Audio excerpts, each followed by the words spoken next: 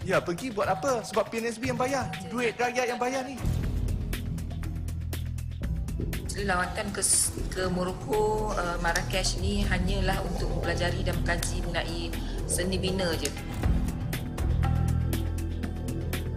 Pengerusi, dia bawa isteri, bawa 3 anak, first class tickets, first class hotel. Pembayaran melibatkan bayaran yang besar RM600,000. Invoice bertarikh tarah salah pun dibayar. PNSB daripada tahun 2002 memang memperuntukkan 1 juta untuk perbelanjaan Balkis. Keputusan Pilihan Raya Umum ke-12 bukan hanya melibatkan perubahan 4 kerajaan negeri atau kehilangan kuasa 2/3 barisan nasional di Parlimen atau munculnya Pakatan Rakyat. Ia juga membawa kepada pelbagai amalan yang tidak wujud dan nampak asing sebelum ini tetapi kini dirasakan oleh rakyat buat kali pertama. Klip yang dilihat sebentar tadi adalah perbicaraan yang berlangsung di Dewan Undangan Negeri Selangor tentang salah guna dana awam. Siasatan itu dijalankan oleh badan yang dikenali sebagai Jawatan Kuasa Khas Kecekapan Kebertanggungjawatan dan Ketelusan atau SELCAT yang berada di bawah Dewan Undangan Negeri.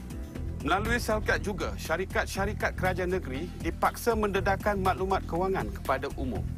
Juga buat kali pertama, rakyat diberitahu secara terperinci berkenaan perbelanjaan majlis-majlis tempatan.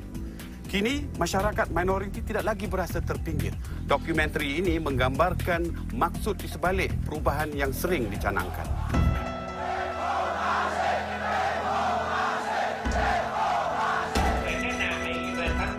When lawyers walk, something is wrong. You are doing it, trying to project to exaggerate more than what actually happened. We are not allowed to express our dissatisfaction. What bloody democracy are you talking about?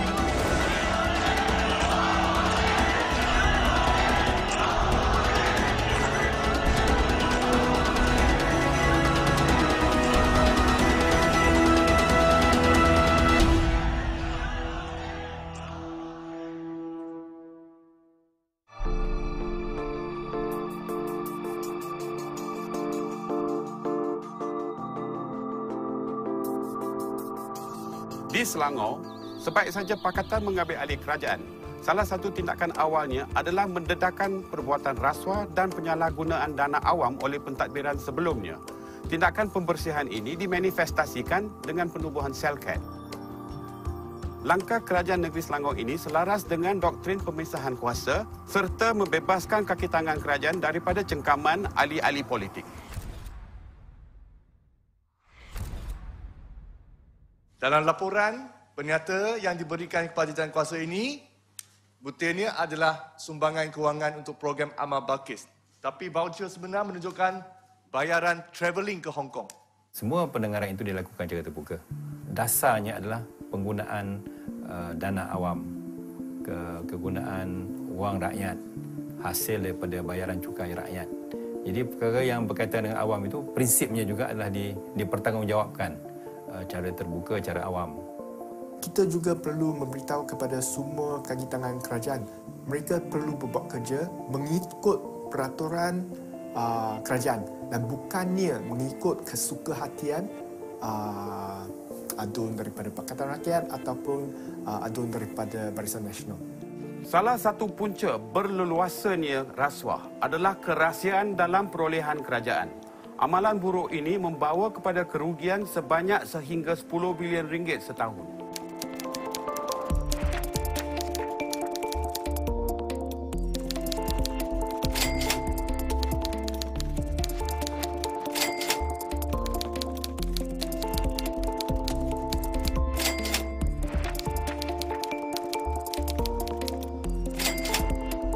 Sebagai satu lagi usaha untuk memerangi rasuah, Kerajaan Pakatan di Selangor, Pulau Pinang dan Kedah juga telah menghapuskan amalan runding terus dan menggantikannya dengan sistem tender terbuka dalam semua urusan. Contohnya bagi membalakan yang dibuat di negeri, dan kalau dulunya setiap 1 hektar kawasan balak yang diberikan, kerajaan negeri hanya mendapat antara 500 ke 1,000 ringgit sahaja. Maka kali ini setelah kita buat secara tender terbuka, kerajaan memperolehi sebanyak antara 16 ke 19,000 ringgit satu hektar. Bagaimanapun, ada kes runding terus yang berjaya menyelamatkan wang rakyat. Dalam projek baik pulih kereta api Bukit Bendera di Pulau Pinang, kerajaan negeri telah berjaya menyelamatkan kira-kira RM700,000 dana awam dengan memanggil semula tender apabila kontraktor yang telah memasuki tender kesemuanya meletakkan harga yang terlalu tinggi.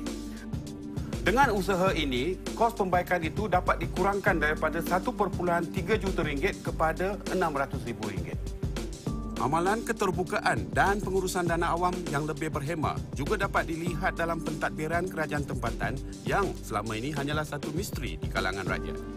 We have managed to detect what we were overspending, in some cases evidence pointing at some levels of dishonesty, and were able to save at least on 2 investigated incidents about RM1 million already. One was a project pertaining to handheld ticketing systems, of which former administration had purchased this $1.3 million for these handheld to issue out summonses and all that. When we investigated, we found something was seriously wrong. It was highly overpriced at $1.3 million. Why are we leasing these units? So after looking at it, investigating and renegotiating, we reduced the price to $350,000. That's after the goods have been delivered. We reopened it. Antara langkah-langkah yang telah pun diambil adalah langkah untuk mencegah rasuah. Kita memberikan rangsangan RM10,000 kepada siapa-siapa, terutamanya kaki tangan kerajaan yang mendedahkan perkara-perkara rasuah di kalangan kerajaan. Kita dapat menjimatkan seperti mengikut laporan Transparency International, menjimatkan sebanyak 36 juta pada tahun yang lalu.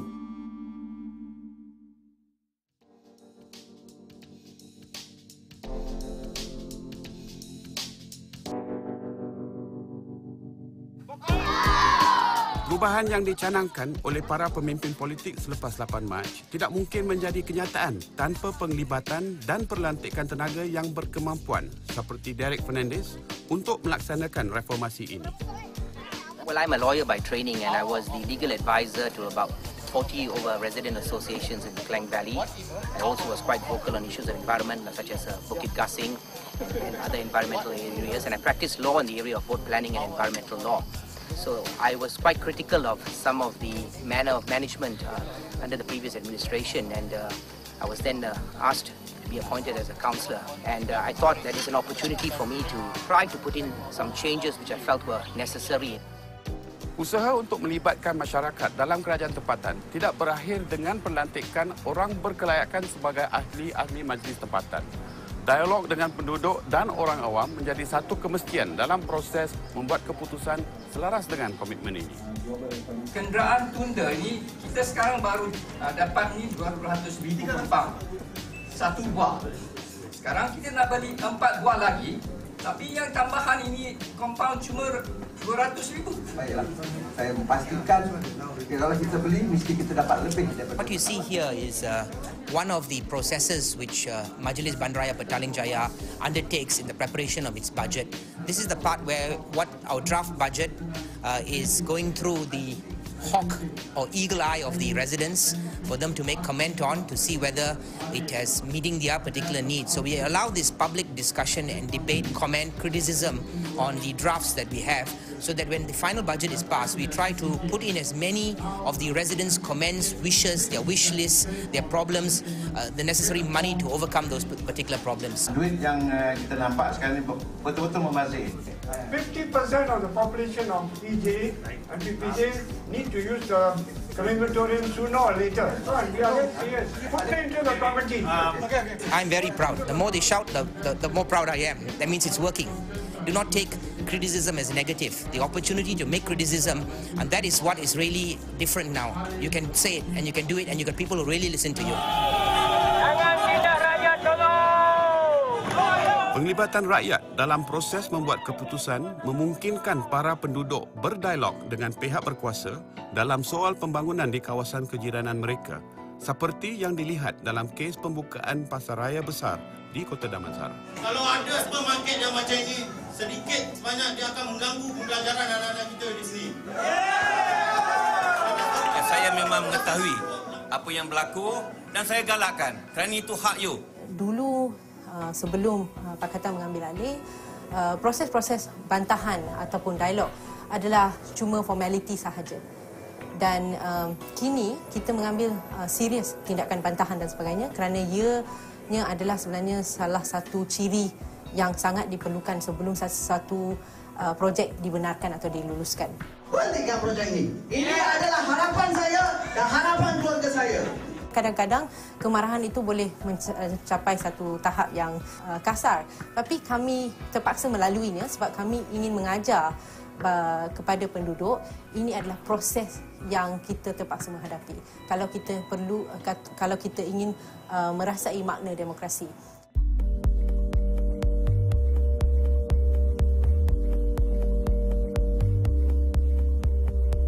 Satu kelemahan kerajaan tempatan yang masih wujud adalah proses perlantikan ahli-ahli majlisnya.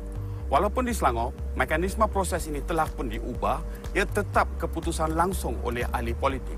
Bagaimanapun, sesetengah pemimpin pakatan ada berusaha untuk mengembalikan pilihan raya tempatan. Untuk kebanyakan rakyat dalam negara ini, kerajaan bukan di Putrajaya. Kalau di Selangor, kerajaan bukan di Shah Alam. Kerajaan adalah di majlis tempatan. Oleh kerana itu saya fikir itu adalah bagus untuk kita mengadakan election supaya orang di tempat itu menentukan hala tuju kerajaan tempatan di kawasan-kawasan mereka.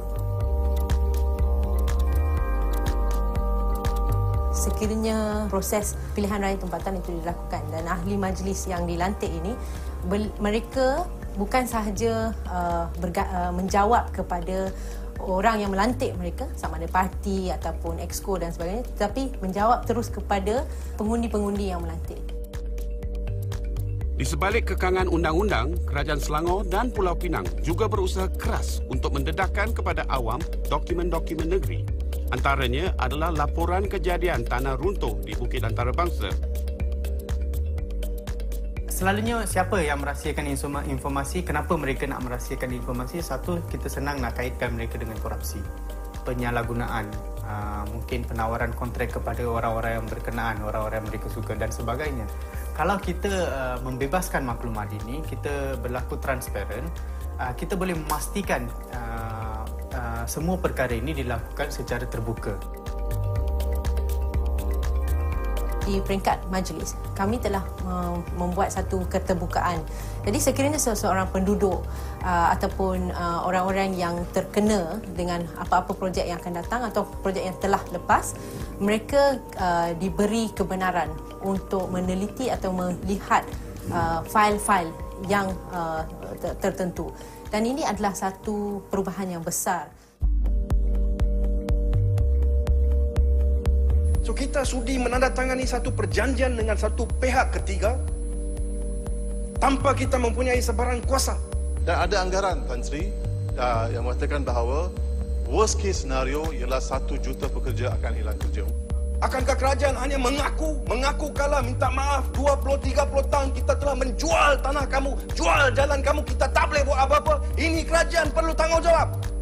Satu pencapaian penting Tsunami 8 Mac adalah peningkatan kehadiran wakil pembangkang di Parlimen. Dan dengan itu bukan mudah lagi untuk Barisan Nasional meminda Perlembagaan Persekutuan sesuka hati. Saya fikir sekarang Parlimen dianggap lebih serius daripada dulu. Kita dapati bahawa di kalangan kita pun ada banyak doktor, pun ada pensyarah, pun ada peguam, pun ada ahli ekonomis, pun ada. Dan bila kerajaan membawa satu undang-undang baru, maka kita ada expertise di kalangan kita untuk debate, untuk kita bincang, untuk kita melontarkan idea-idea ataupun melahirkan perspektif-perspektif baru untuk kita bincang. So kerajaan Barisan pun takut sekarang. Dulu menteri dah datang, tapi sekarang menteri datang untuk membentangkan usul-usul dan sebagainya. Mengapakah pihak kementerian mempunyai semua kepakaran? Mereka boleh mencari kepakaran individu yang mempunyai pelbagai kepakaran, tetapi boleh menghasilkan satu kontrak yang begitu merugikan pengguna, merugikan rakyat.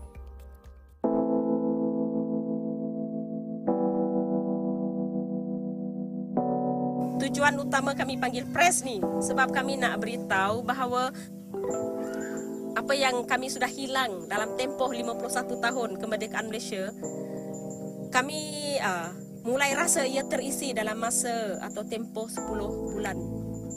Kalau kami di Perak lah, kami betul rasa bahawa dalam tempoh 10 bulan kami menjadi sebahagian daripada rakyat Malaysia.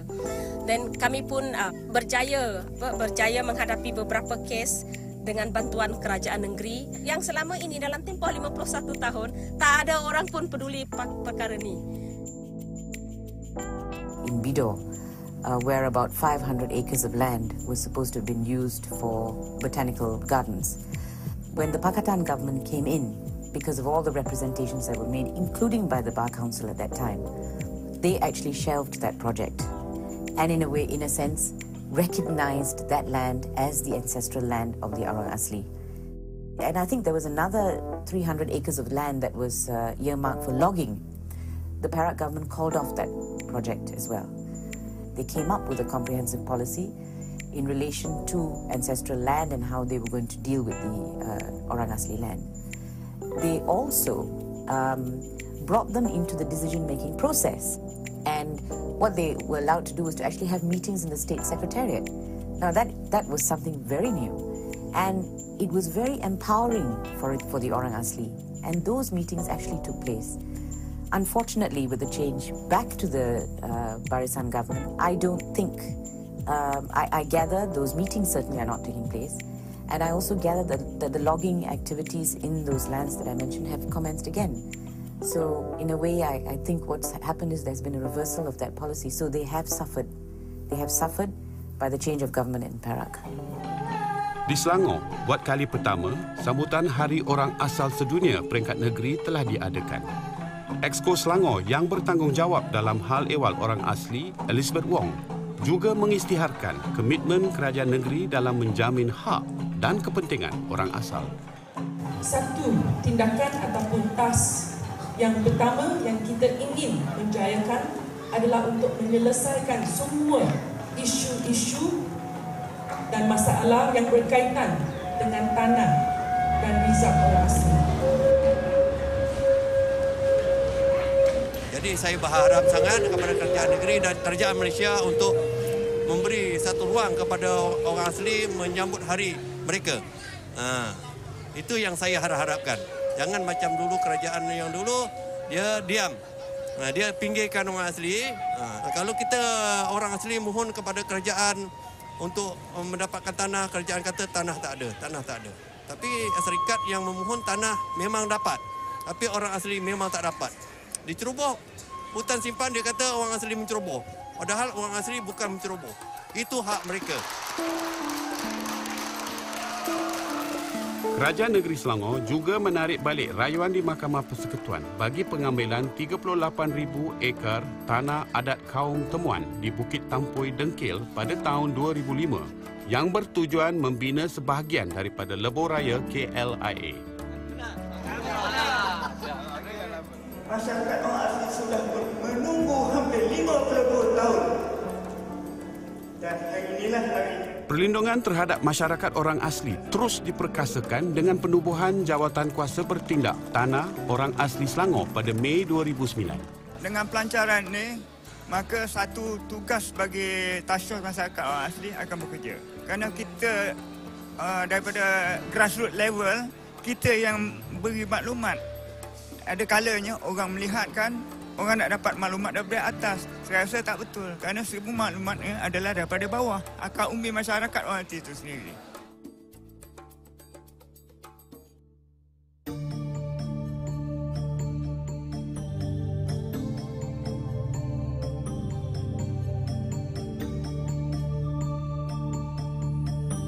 Perubahan yang dijanjikan Kerajaan Pakatan Rakyat bukan semudah seperti disangka.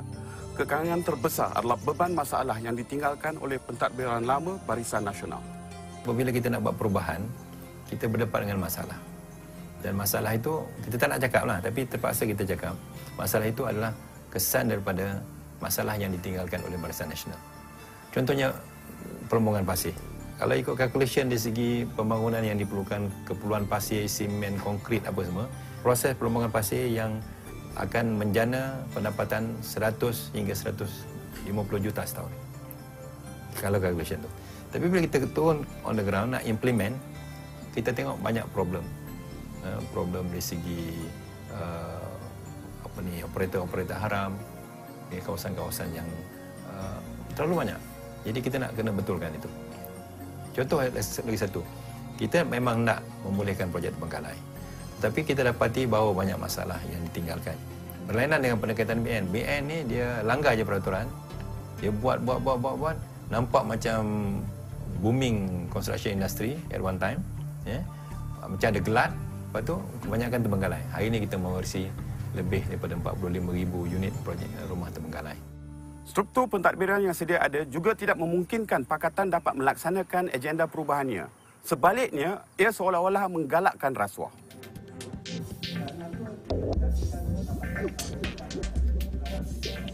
You're getting councillors coming in here, some from professional backgrounds, from accountancy, engineering, who are working 4 to 5 days actually a week, 4 days minimum a week, coming in and out.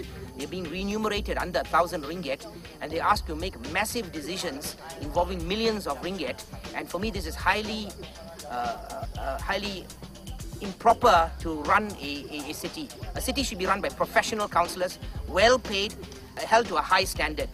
And the difficulty with this current system is, basically the system is designed to make people corrupt. And I say that with a lot of, simply because they will reach a stage where many of the councillors will not be able to make ends meet. And those who are coming from more fortunate backgrounds, it's okay. But those who are not, and the temptations will be there for dishonesty to begin to seep into the system. And the best way to remove that is to pay them very, very well. And certainly, by their performance, they can justify their salaries by saving money, by more efficient use of resources, so on and so forth, by raising more revenue. Kaki tangan awam juga tidak bersedia dan tidak dilatih untuk menerima agenda perubahan ini. Pegawai kerajaan atau kaki tangan kerajaan sudah lama dengan satu jenis pemerintahan di mana tidak ada accountability dan proses transparansi dan sebagainya. Jadi apabila ahli majlis yang baru ini hadir, kami bawa agenda perubahan. Jadi ada pada permulaannya memang ada sikap resisten untuk perubahan. Mereka ni pun tidak faham ya bahawa kerajaan dan mereka berbeza. Ya, kerajaan adalah sekumpulan orang yang diundi masuk dan keluar. Engkau duduk situ selama-lamanya sampai pencen. Ya, dan kerja engkau adalah untuk menyokong dan membantu dan mengikut arahan mana-mana kerajaan yang berkuasa, bukan mengikut arahan Barisan Nasional saja. Ramai tidak sedar bahawa banyak proses membuat keputusan terletak di tangan kerajaan persekutuan, lantas mengehadkan kuasa negeri. Although we are government of a state, but in actual fact, most of the areas are under federal control. Most of the things are under federal control. For example, in the case of Penang, the port is under federal control, airport is under federal control. Even buses, whether you can put on more buses onto a certain road, taxi, all this basic stuff, all are under federal control and it's not within our control. Our main control is over land and local government. You know, there was an occasion when one bus company collapsed and people were shouting because they had no buses, you know, and they had to go to work from Balik Pulau, Jelotong to the city and all that. And so the state government wanted to award, this is the previous state government, not the Pakatan Rakyat, you know, they wanted to award the contract to a new concessionaire, you know, replace the one which had, you know, collapsed financially. And this could not be done. This could not be done. It has to be approved by Kuala Lumpur. And if you want to reroute your buses, it needs the approval of Kuala Lumpur. This is utterly ridiculous. After a while, when we started to do open tender, then we realized that within the government framework, if you want to do open tender, you can only open it to companies registered with the Federal Treasury. If you are not a company within this category, you will have problem even submitting the tender.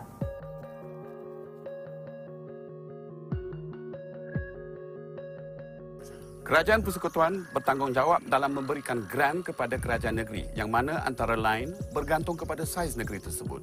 Bagaimanapun, ia tidak diwajibkan untuk memberikan peruntukan tambahan. The Penang State Government runs a budget of 477 million ringgit for this year. 477 million. The federal budget is 207 billion this year for 2009. We are not even 0.5% of federal budget. USM, the Science University in Penang, runs a budget of nearly 900 million, which is almost double the state budget. Insiden pembangunan kampung masyarakat India di Pulau Pinang, Kampung Buah Pala, menjadi satu pengajaran penting kepada kerajaan negeri itu tentang kekangan-kekangan yang wujud dalam merealisasikan perubahan. Some of the residents came and said, and told Guan Ning, Mr. Chief Minister, you are the Chief Minister. You can do everything. You have the right to do everything. It's within your power. You can stop everything. But it's not the case. In actual life, for example, the case of Buah Pala, there is a federal court order which the state government cannot define. And the idea that if the state government can actually acquire the piece of land by a stroke of pen, it's a bit misleading, because by a stroke of pen, it may cost the state government 150 million ringgit. The state budget is only 400 million, around 400 million ringgit. Mengikut sistem yang kerajaan yang kita ada ni, kebanyakan hasil yang dikutip oleh kerajaan ini pergi kepada persekutuan. Ya, cukai pendapatan, cukai korporat, dan inilah di mana kebanyakan hasilnya adalah di sini. Ya, kalau sebuah negara itu mempunyai hasil petroleum, maka semuanya pergi kepada kerajaan persekutuan. Kerajaan negeri ini hasilnya adalah cukup terhad. Cukai tanah, galian kalau ada, air, hasil hutan. That's more or less, that's about all ya yang kerajaan negeri ada. Jadi hasil kita adalah terbatas. Sudah tentulah kita tidak dapat melakukan seperti mana yang rakyat harapkan. Sebab tanggungjawab ini sekarang jatuh kepada kerajaan persekutuan. Kerana semua cukai-cukai pendapatan yang dibayar oleh rakyat negeri Kedah semua pergi ke pusat.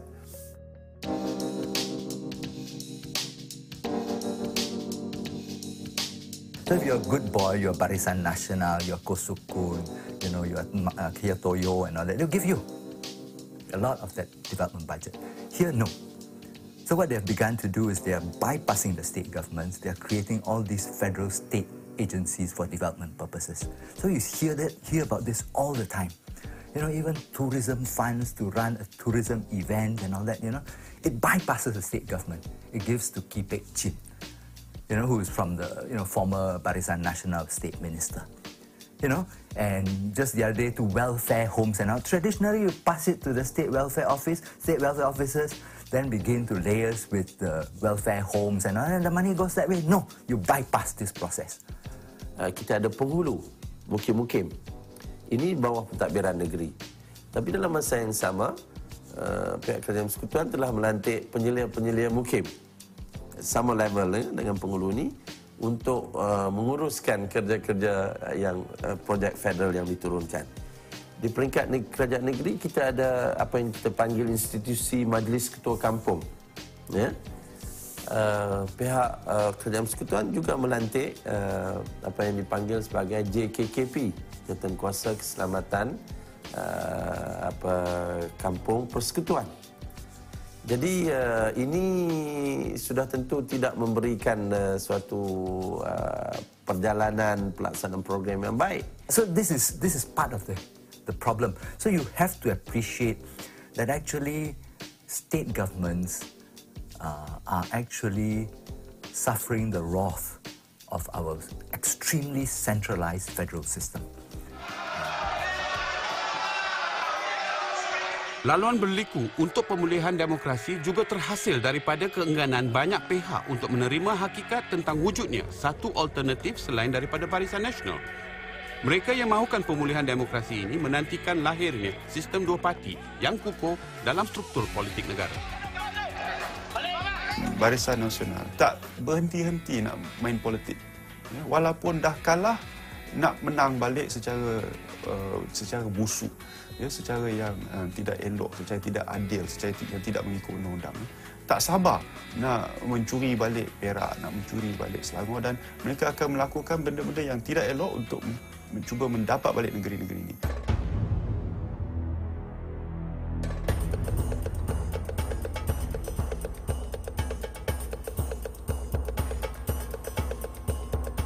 Oleh kerana media arus perdana kawal ataupun di bawah pegangan Barisan Nasional, so hari demi hari to-be attack Pakatan Rakyat. So ada satu satu saying dalam bahasa Inggeris, kalau kita bohong 10 kali, maka 11 kali itu orang ramai akan percaya itu bohong itu adalah betul.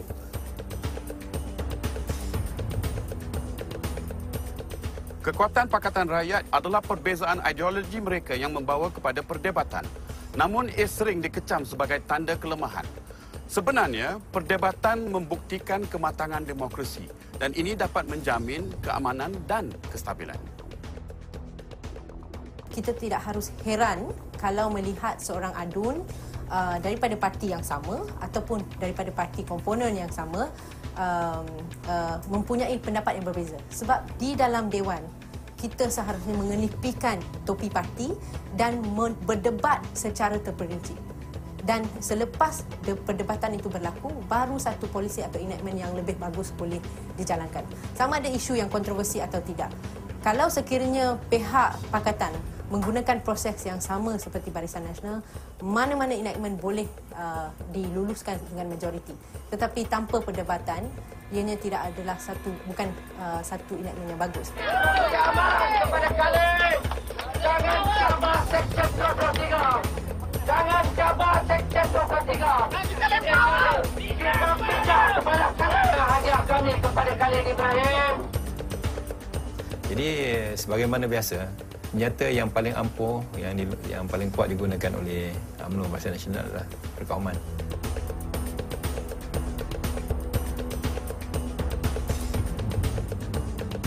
Lama ini mereka survive dalam politik ini kerana memastikan politik di Malaysia ini adalah berdasarkan kaum. Dan sama-sama mereka pun itulah, dalam MCA-nya, MIC, UMNO, isu perkauman itu tidak henti-henti. Patutnya dah kalah tu, diam sajalah. Engkau pergi buat kerja engkau, biar pakatan buat kerja dia. Itu demokrasi yang sebenarnya, itu demokrasi yang matang.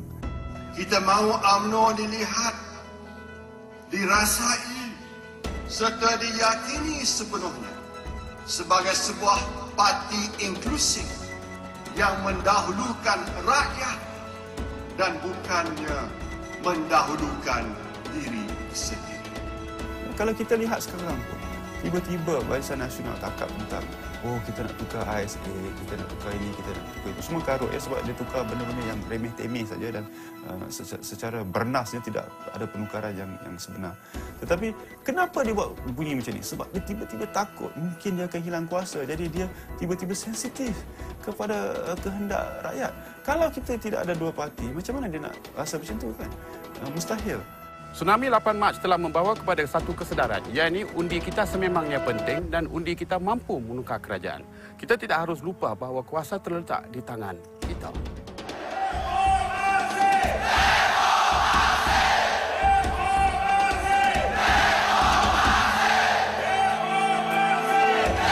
Politics is much more than simply development, and politics has to take into account ideas about to what extent have they allowed for the deepening of democracy in the country? To what extent have they actually consolidated democratic institutions? To what extent have they actually begin to address the problem of corruption, competency, and so on and so forth? Forget Najib One Malaysia. What we have now is one black Malaysia. Kita mesti ada sistem dua parti yang sebenarnya di mana barisan akan hilang kuasa, pakatan masuk, lepas tu pakatan hilang kuasa, barisan masuk. Kita akan ada satu sistem di mana mereka tukar-menukar.